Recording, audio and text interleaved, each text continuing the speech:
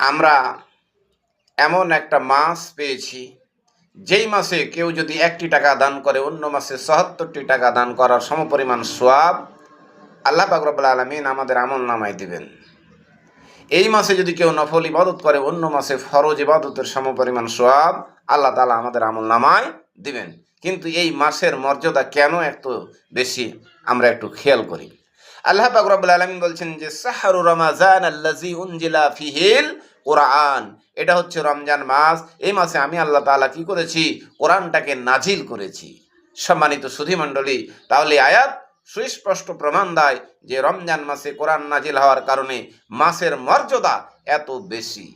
আবার আল্লাহ পাক রব্বুল আলামিন বলছেন ইন্না আনজালনাহু ফি লাইলাতিল কদর, নিশ্চয় আমি কোরআনটাকে নাজিল করেছি লাইলাতুল কদরের রাত্রিতে, যার কারণে আল্লাহ পাক রব্বুল আলামিন এই লাইলাতুল কদরের রাত্রির মর্যাদাটাকে বাড়ায় দিয়েছেন।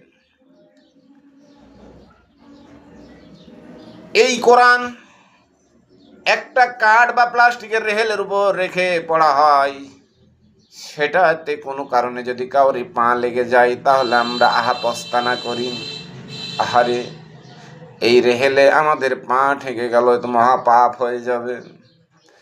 কিন্তু বাড়িতে যদি 20,000 50,000 টাকা দামের শোকেস আলমারি থাকে, সেখানে যদি কারে পা লেগে যায় তাহলে কেউ চিন্তাও করে না, ভাবনাও করে না, পস্তানাও হয় না। সম্মানিত সুধী মণ্ডলী, কোরআনের থাকার কারণে, কোরআনের সঙ্গে থাকার কারণে রেহেলের মর্যাদা বেড়ে গেছে। আবার কোরআনটাকে ঢেকে রাখা হয় যেই কাপড়টা দিয়ে, সেটাকে আমরা জীবদান বলি। এই কাপড়টা যদি হাত থেকে পড়ে যায় আমরা পস্তানা আরম্ভ করে দিই, আহারে যেই কাপড়টা দিয়ে আমরা কোরআনটাকে ঢেকে রাখতাম সেই কাপড়টা পড়ে গেল, কি পস্তানা। কিন্তু যদি 5,000 7,000 টাকা দামের পোশাকে আমাদের পা লেগে যায় আমরা পস্তাই না। বুঝতে হবে কোরআনের সঙ্গে থাকার কারণে কাপড়ের মর্যাদা এত বেড়ে গেছে।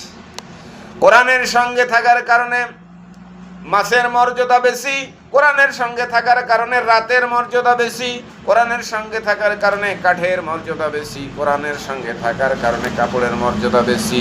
কোরআনের সঙ্গে থাকি যদি আমরা মানুষ, তাহলে আমাদের মর্যাদা বেশি না কম? ইতিহাসের দিকে তাকান, আল্লাহর নবীকে মারার জন্য নাঙ্গা তরবারি হযরত উমর যখন রওনা দিলেন, আবার যখন তিনি ইসলাম কবুল করে নিলেন,